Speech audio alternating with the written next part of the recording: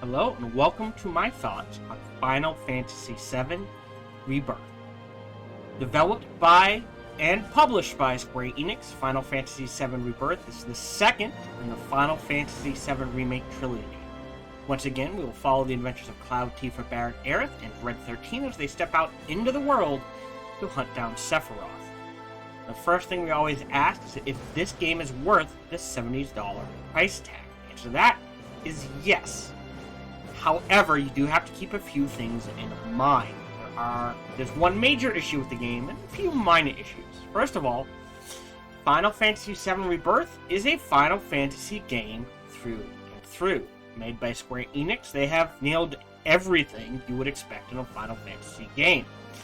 The audio, visual, and story designs are top-notch. VO is amazing. And even the open world design, for the most part, there's a few levels probably could have used a better pass. But incredibly well designed, and you always feel like there's something to do. The side quests in the game, and there are a lot of them, are fun and usually worth doing as you get good rewards for doing them. And get to learn about the characters even more. And that's probably one of the other questions that a lot of people ask this game is, why remake the original Final Fantasy VII?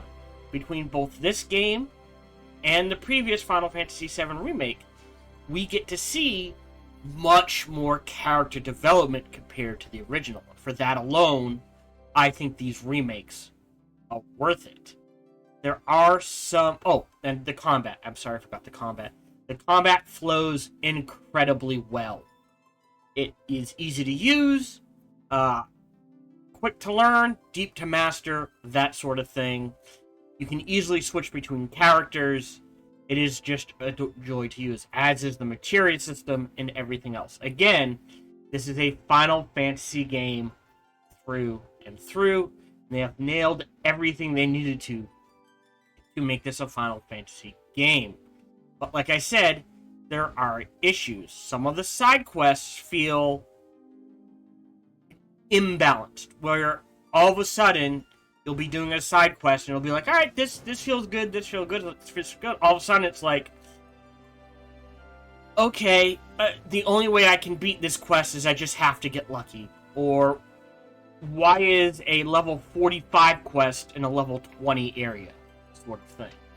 So some of the side quests do need a pass. Also, there are a lot of mini-games. There are mini-games upon mini-games upon mini-games. They didn't need this many mini. A lot of them are fun. A lot of them make sense. A lot of them are worth doing. But then you get a mini-game in the middle of some cinematics, and you're like, why is this here? So, those needed a pass. And then, there is an issue with combat.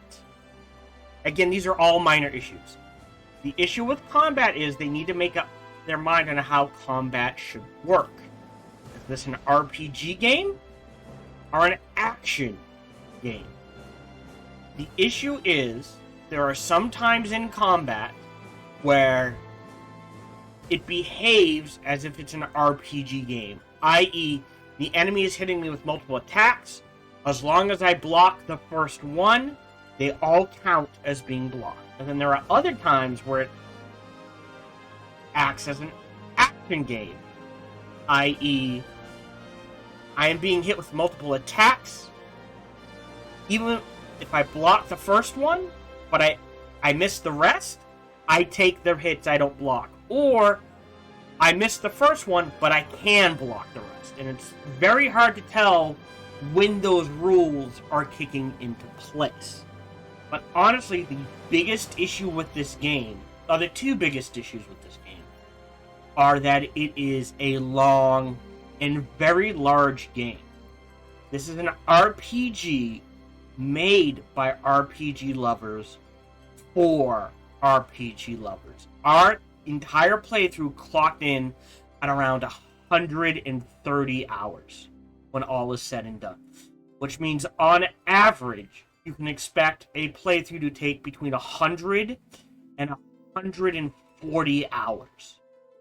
That is a lot of time to commit to a single game.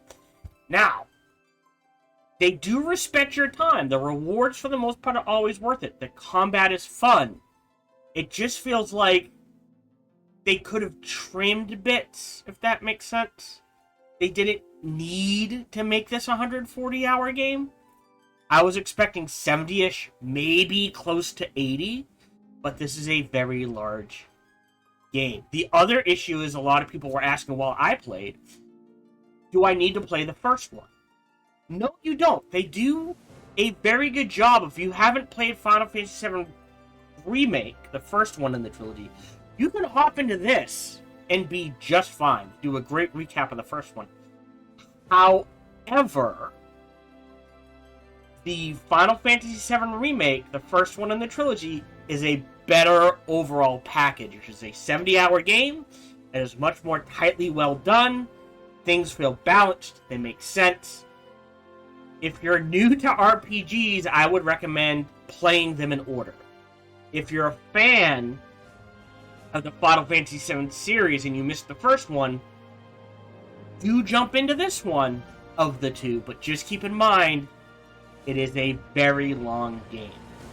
Okay? So, again, is this game worth the $70? Definitely. They nailed everything they needed to do. Combat, audio, open world design, voiceover, making quests worth it. Story is fun to follow. If this is a Final Fantasy game, I'm not going to say it's easy to follow. Fun to follow, all that jazz. It is just a very long game, and you need to keep that in mind. Thank you very much for joining me. I hope you enjoyed this thoughts video. Do you agree with my thoughts? Do you disagree with my thoughts? I'm always up for a good conversation, so feel free to leave a comment in the comment section. I'm always up for debate. Thank you very much for joining me. Hello, this is Gohan the Chinchilla, and we hope you're having a good day, as do I. As always, we hope you enjoyed this video. If you did, feel free to follow, like, subscribe, or comment. Or, even better, come on over to twitch.tv/SparkyTDK and watch me live every Monday through Friday. Thank you for your support.